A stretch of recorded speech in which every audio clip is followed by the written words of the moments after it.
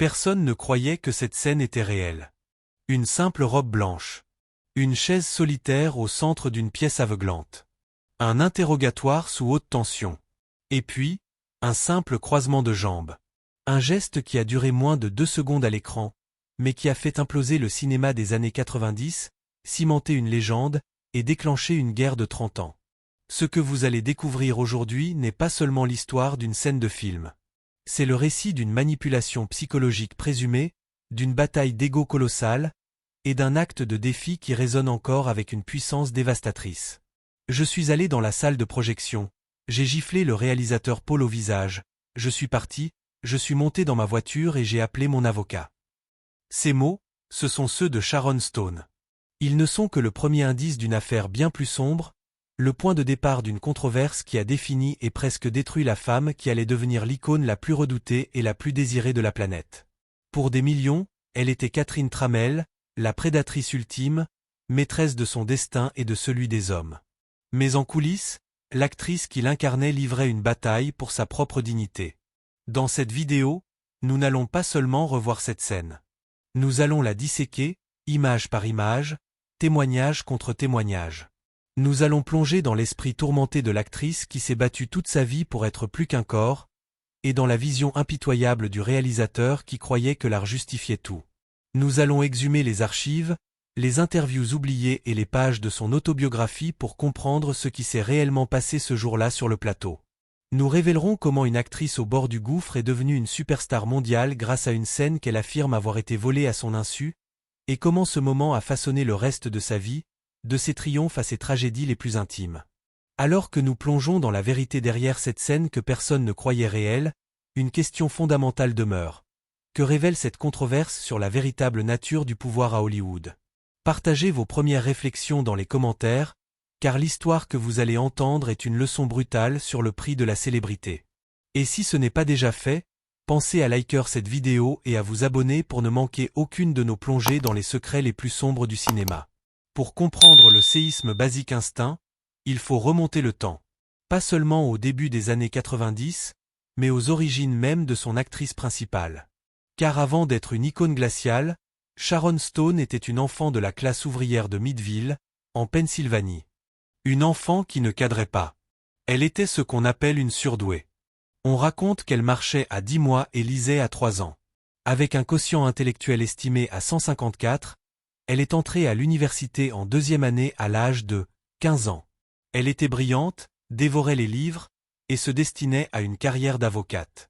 Mais le destin, ou peut-être le hasard le plus brutal, avait d'autres plans pour elle.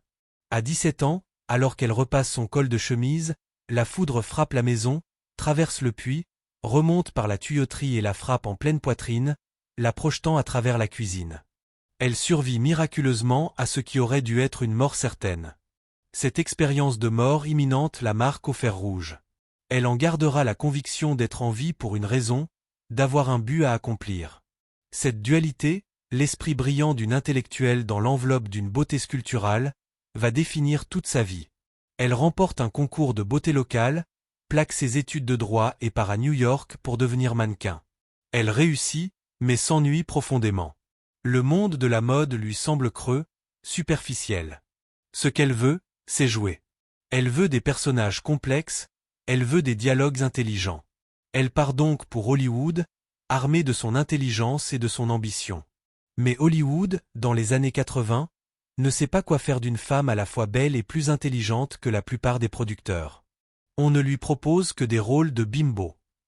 Regardez sa filmographie de l'époque, Les Mines du roi Salomon, Allant Quatermain et La Cité de l'or perdu, des films d'aventure où elle joue la demoiselle en détresse, souvent en tenue légère. Elle est frustrée, elle se sent sous-estimée, invisible.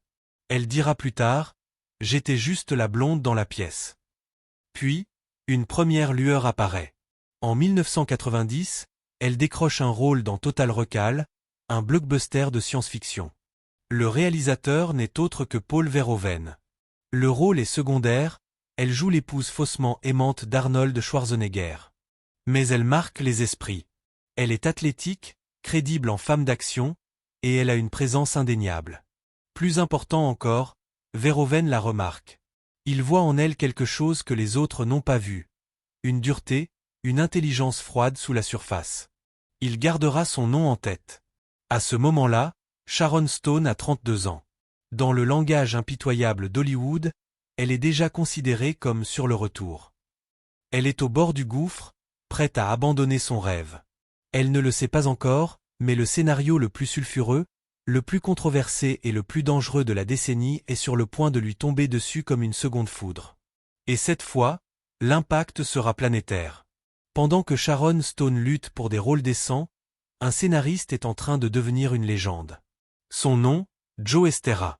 C'était une véritable rockstar de l'écriture, un personnage excessif, connu pour son style de vie débridé et ses scénarios qui repoussaient les limites.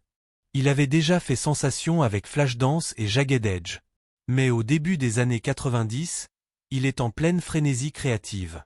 La légende dit qu'il a écrit Basic Instinct en seulement 13 jours, sur une serviette en papier dans un bar, bien que la réalité soit probablement plus nuancée. Le script qu'il produit est une bombe atomique. C'est un thriller érotique d'une noirceur absolue, cru, violent et sexuellement explicite. Au centre de tout, un personnage comme Hollywood n'en avait jamais vu, Catherine Tramell. Elle n'est ni une victime, ni une simple séductrice. C'est une romancière à succès, brillante, bisexuelle, et potentiellement une tueuse en série psychopathe qui utilise le sexe et l'intellect comme des armes de destruction massive. Elle est l'égale absolue, sinon la supérieure, du détective Nick Curran. Le script est si choquant, si transgressif, qu'il déclenche une guerre d'enchères sans précédent. Tous les studios le veulent, mais tous en ont peur. Finalement, c'est le studio indépendant Carolco Pictures qui fait sauter la banque, signant un chèque de 3 millions de dollars pour acquérir les droits. C'est, à l'époque, la somme la plus élevée jamais payée pour un scénario. Le message est clair, Basic Instinct ne sera pas un film consensuel. Il est conçu pour provoquer, pour choquer, pour marquer les esprits. Pour diriger cet engin explosif, Carolco fait appel à l'homme qui a remarqué Sharon Stone, Paul Verhoeven. Le provocateur néerlandais est le choix parfait. Avec Robocop et Total Recall, il a prouvé qu'il n'avait peur de rien, ni de la violence graphique, ni de la satire sociale, ni de la sexualité débridée. Verhoeven est fasciné par le script, y voyant l'occasion de créer un film noir moderne, un jeu de miroir hitchcockien sous acide. Le premier grand nom à signer est Michael Douglas. Il est au sommet de sa carrière, auréolé du succès de Wall Street et Liaison fatale. Le rôle de Nick Curran, un flic borderline attiré par le danger, lui va comme un gant. Il apporte au projet une crédibilité et une puissance commerciale. Mais il manque la pièce maîtresse, la plus essentielle et la plus impossible à trouver. Qui osera jouer Catherine Tramell? Le casting devient la saga la plus suivie d'Hollywood. Le script circule, et les portes claquent. Michelle Pfeiffer? Refusé. Kim Basinger? Refusé. Gina Davis? Refusé. Julia Roberts? Refusé. Meg Ryan, Mélanie Griffith, Debra Winger, la liste des actrices à liste qui reculent devant le rôle est interminable. Elles sont toutes terrifiées. Terrifiées par la nudité frontale, par la violence, par l'ambiguïté morale du personnage, et surtout par la bisexualité explicite de Catherine. Accepter ce rôle, c'est risquer de détruire sa carrière, d'être catalogué à vie. Le projet est au point mort. Michael Douglas impatiente. Il faut trouver quelqu'un. C'est là que le nom de Sharon Stone refait surface. Elle a entendu parler du script et elle le veut. Elle le veut plus que tout. Elle n'est pas effrayée, elle est affamée. Elle voit ce que les autres n'ont pas vu. Ce n'est pas un rôle de victime, c'est un rôle de pouvoir. C'est l'opportunité de sa vie de prouver qu'elle est plus qu'une jolie blonde. Mais personne ne veut d'elle. Le studio la trouve trop inconnue. Michael Douglas, en particulier, est réticent. Il dira plus tard, « J'ai besoin de quelqu'un pour partager les risques de ce film. Je ne veux pas être tout seul là-haut. Il va y avoir beaucoup de merde qui vont voler. » Il a peur de partager l'affiche avec une actrice de série B. Mais Verhoeven insiste, il se souvient d'elle. Commence alors un marathon d'auditions qui va durer plus de 8 mois. 8 mois pendant lesquels Sharon Stone se bat comme une lionne. Elle passe des essais, encore et encore, parfois avec Douglas, parfois seule. Elle fait tout pour prouver qu'elle est Catherine Tramell. Elle racontera avoir acheté elle-même une robe en soie pour une audition, pour se sentir dans la peau du personnage, pour montrer qu'elle comprend cette élégance froide. Finalement, à force d'usure et de persévérance, et parce que toutes les autres ont dit non, elle décroche le rôle. Sa performance lors des derniers essais est si électrique, si dénuée de peur, qu'elle finit par convaincre tout le monde. Douglas lui-même reconnaîtra, nous avions une actrice fabuleuse en Sharon. Elle était tout simplement parfaite pour ce rôle. Mais cette victoire a un prix, qui en dit long sur le déséquilibre des pouvoirs. Alors que Michael Douglas touche un cachet de 14 millions de dollars, Sharon Stone, elle, doit se contenter de 500 000 dollars. Un écart abyssal. 28 fois moins. Elle n'est pas une star, elle est un pari risqué. Un joker. Personne ne se doute encore que ce joker est sur le point de faire sauter la banque. Le tournage peut commencer, mais la controverse, elle, n'a même pas attendu le premier coup de manivelle pour exploser. Si vous pensez que la controverse a commencé avec la sortie du film, vous vous trompez lourdement. Dès l'annonce du tournage à San Francisco, la ville s'embrase. Des groupes de défense des droits LGBTQ+, comme Queer Nation et les Lesbian Avengers, dénoncent le script avec une fureur absolue. Leur grief ? Le film perpétue des stéréotypes dangereux et insultants. La femme bisexuelle est dépeinte comme une psychopathe manipulatrice, et les personnages lesbiens sont tous suspects ou névrosés. Pour eux, Basic Instinct est un film profondément homophobe et misogyne. Et ils sont déterminés à l'arrêter. La production se transforme en état de siège. Chaque jour, les lieux de tournage sont pris d'assaut par des centaines de manifestants. Ils bloquent les rues, hurlent des slogans, utilisent des sifflets et des cornes de brume pour ruiner les prises de son. Des bombes fumigènes sont lancées. Du faux sang est jeté sur le matériel. L'équipe et les acteurs doivent être escortés par la police, franchissant des lignes de piquetage hostile. L'atmosphère est insurrectionnelle. Sharon Stone, au cœur de la cible, est terrifiée. Elle racontera avoir reçu des menaces de mort. Cette pression extérieure constante crée une mentalité de bunker sur le plateau. C'est nous contre le reste du monde.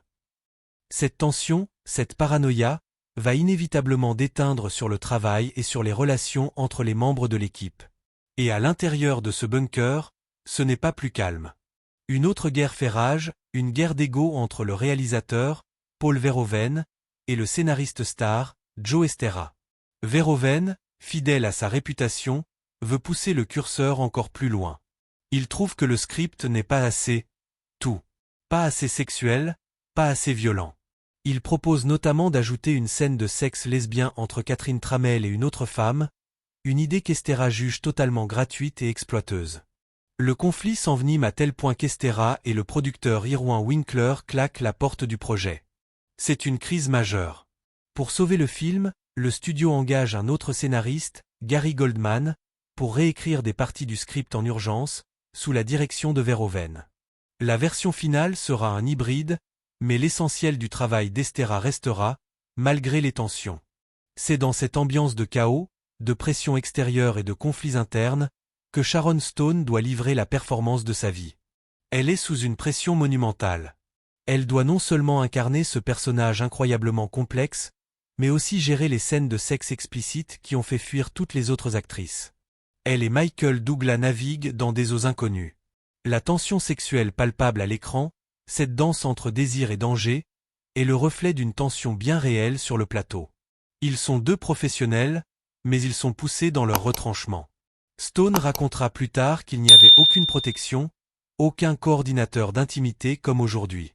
C'était juste elle, son partenaire, et l'œil clinique de Verhoeven, qui cherchaient la vérité brute, quitte à créer un inconfort maximal.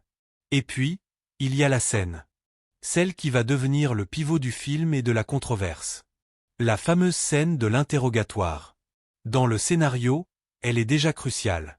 C'est le moment où Catherine Tramell, la suspecte numéro 1, est jetée en pâture à une salle remplie de policiers masculins.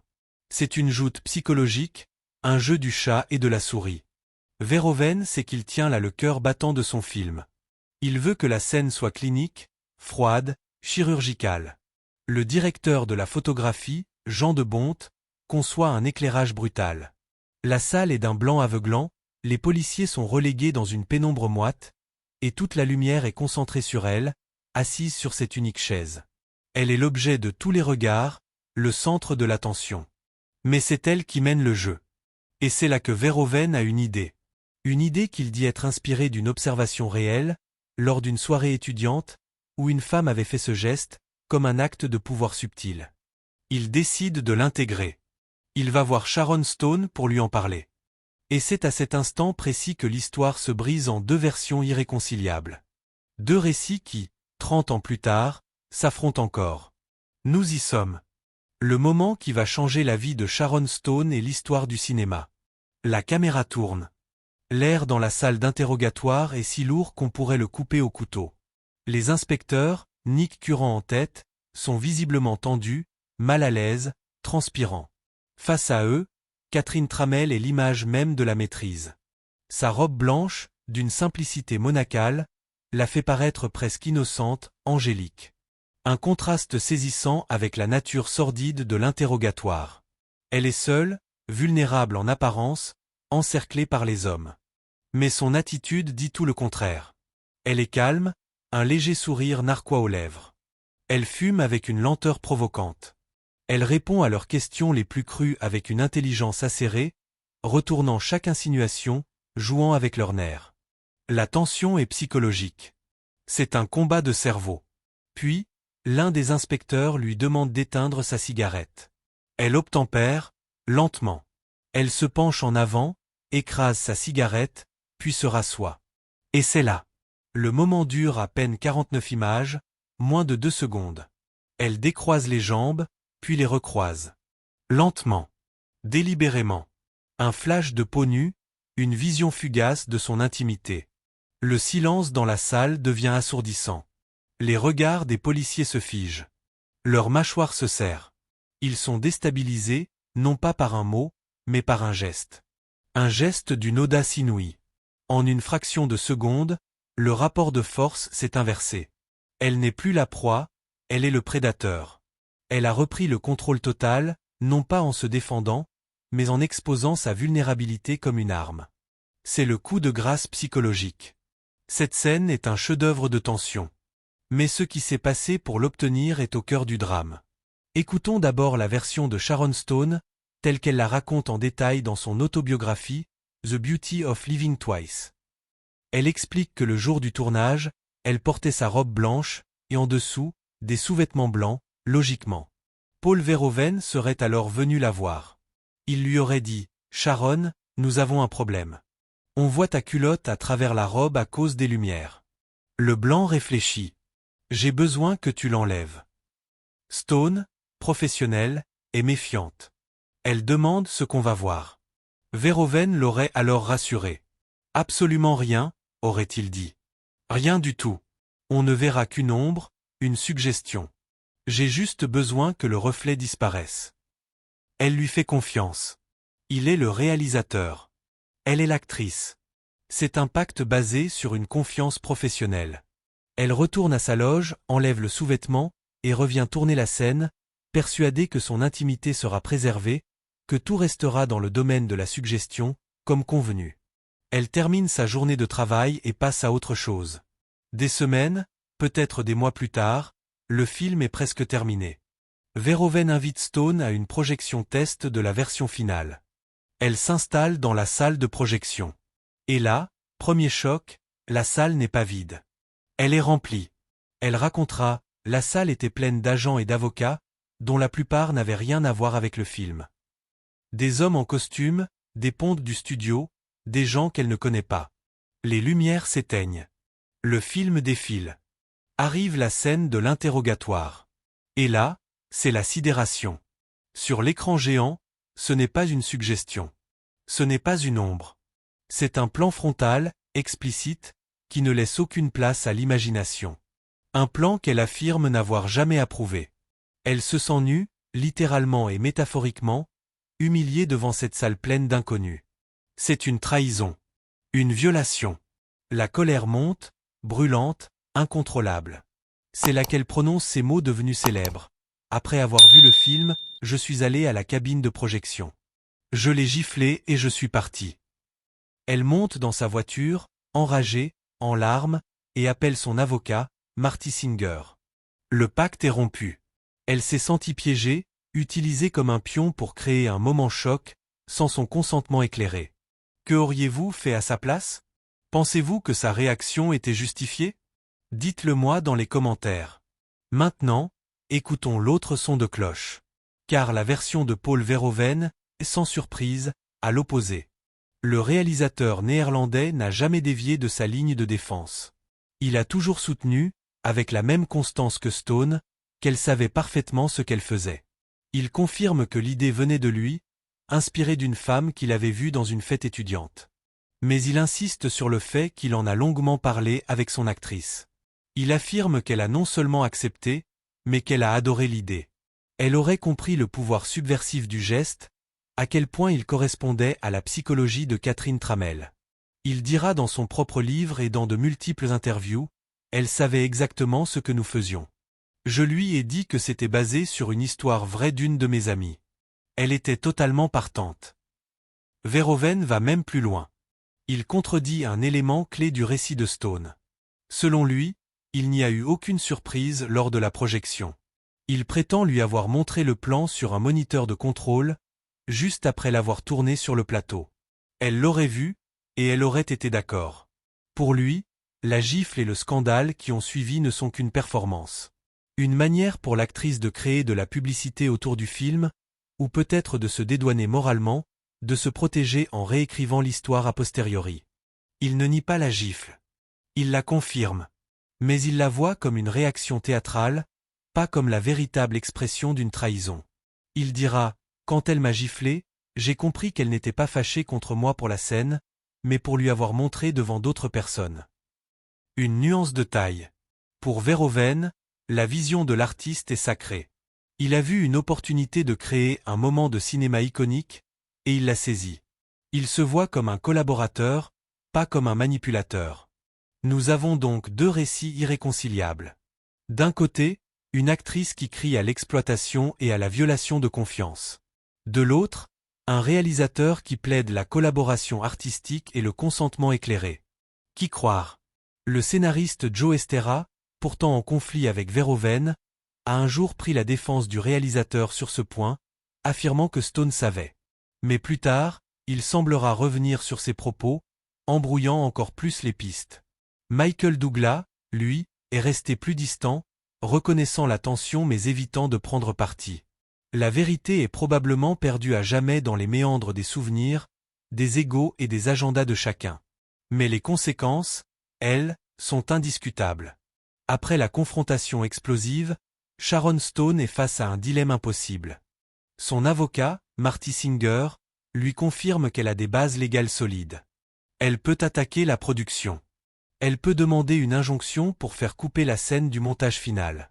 Ce serait déclarer une guerre ouverte à Carolco, à Paul Verhoeven, et s'aborder le film qui est censé, enfin, faire d'elle une star. C'est un pari à quitte ou double. Elle a 33 ans. Elle a lutté pendant plus de 10 ans pour ce moment. Si elle fait ça, elle sera blacklistée. Sa carrière sera terminée avant d'avoir commencé. C'est sa parole contre celle du réalisateur tout-puissant. Après une période de réflexion intense, elle prend une décision qui va sceller son destin. Elle rappelle son avocat et lui dit de tout annuler. Elle racontera sa réflexion, « J'y ai beaucoup réfléchi.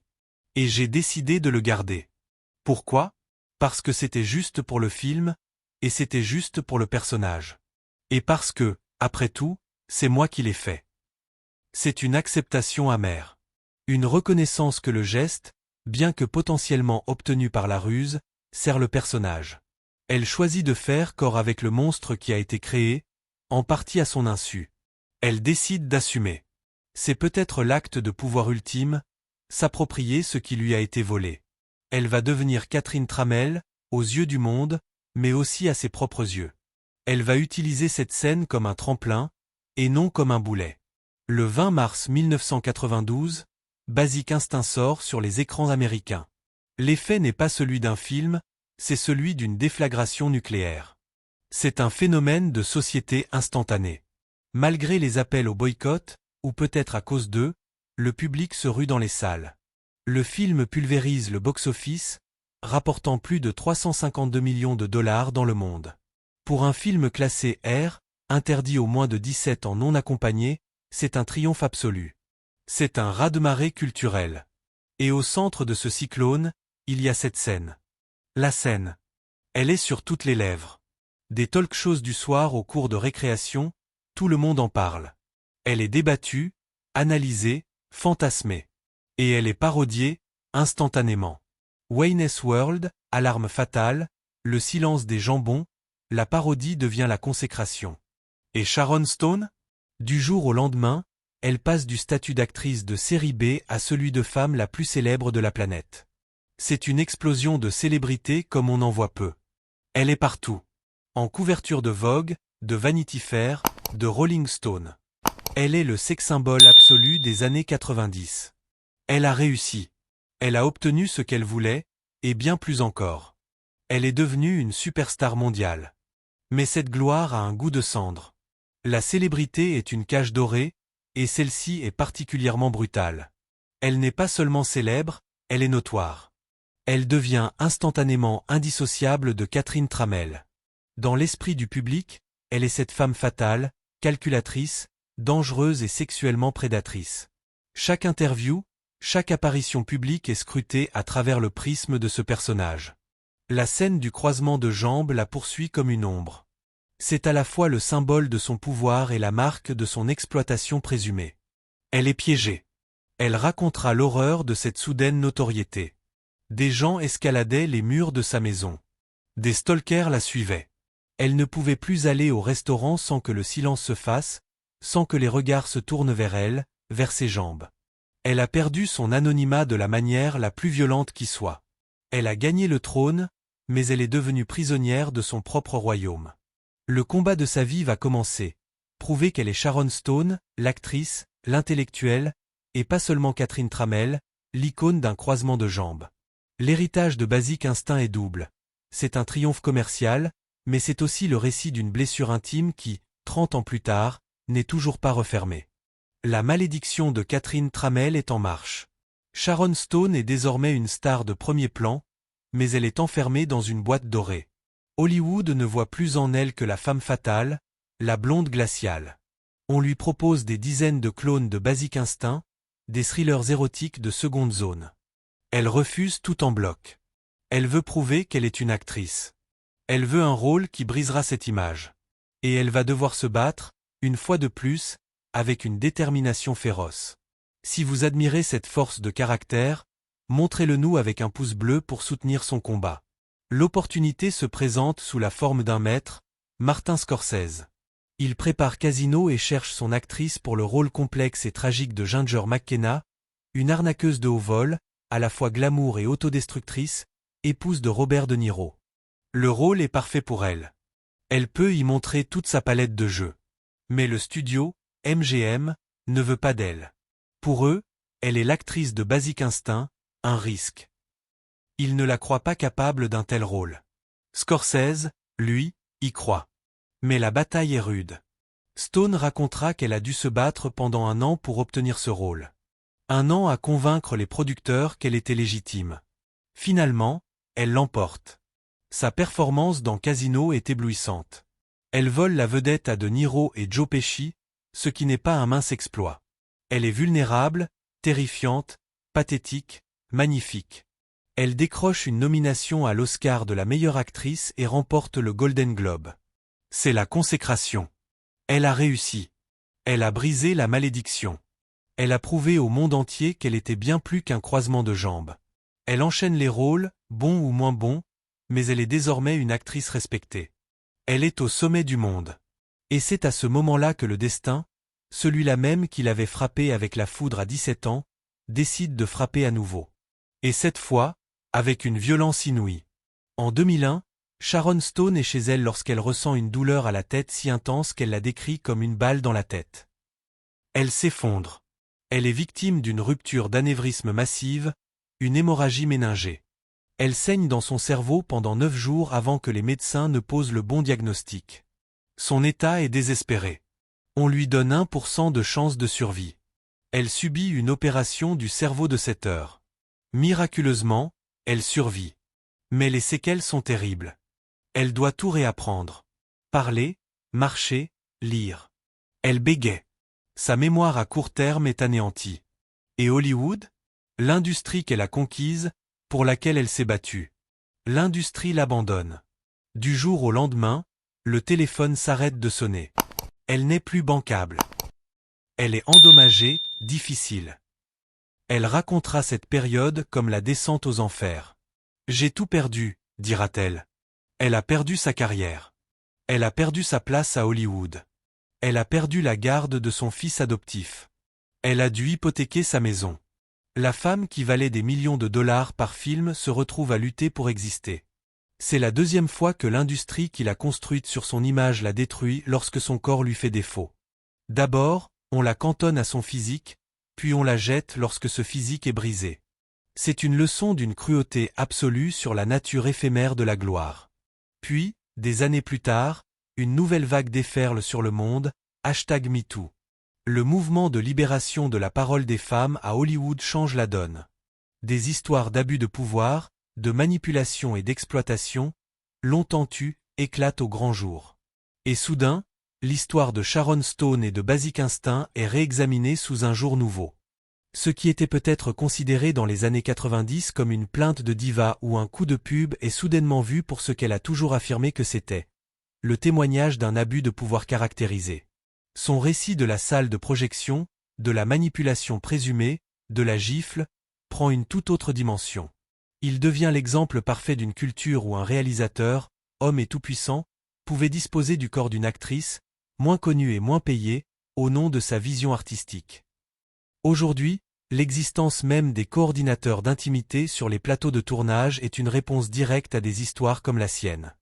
Une scène comme celle de Basic Instinct ne pourrait tout simplement plus être tournée de cette manière. Le consentement doit être explicite, détaillé, négocié, et révocable à tout moment.